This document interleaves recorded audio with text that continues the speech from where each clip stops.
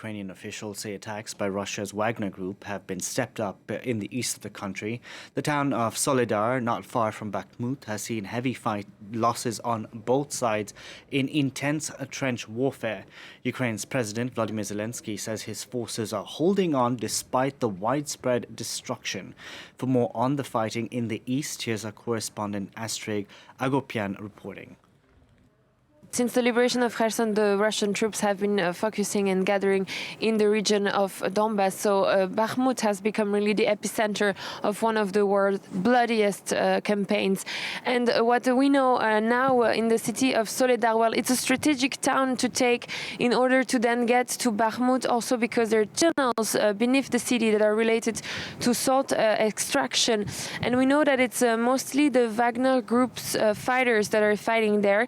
So according to the Ukrainian authorities, that also explains that they have a more reckless, more offensive strategy of fighting than the regular Russian troops.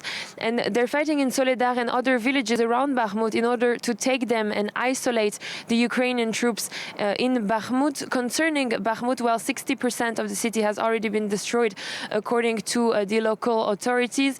And the population of the city, which was pre-war about 100,000 people, is now down to 7,000 people who really survive in complicated, very hard conditions. The fighting, as we have heard from the latest civilians evacuated from there, is really now automatic weapons in the city and tanks firing at each other. So the next hours are really going to be very decisive.